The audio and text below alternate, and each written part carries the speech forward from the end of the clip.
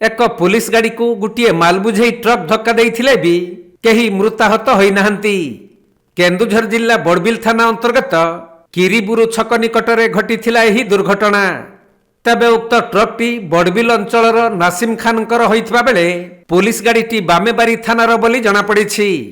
मिलिथिबा सूचना अनुसार दिन प्राय 2टा समय रे नो एंट्री खोलिबा परे एक कोइला बुझे ट्रक भद्रासाहीरु बड़बिल अभिमुखे जाउथिला।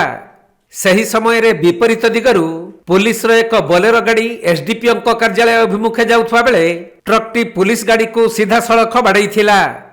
सही पुलिस गाड़ी रे चालकंक समेत अन्य जने महिला पुलिस कर्मचारी थिबा बेले सौभाग्यवशत बड़ दुर्घटनारू अल्पके बर्ती जाइथिला पुलिस गाड़ी। परे घटनास्थल रे बड़बिल पुलिस पहुंची 2टी गाड़ी को जबत करने सहित ट्रक रो चालकों को अटक रखी अधिक पचरा उचरा करुछंती।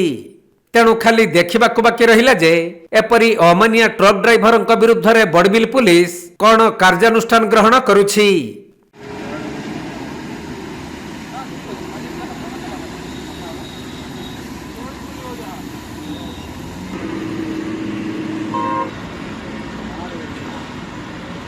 कौन बोली रे हाँ चलो मत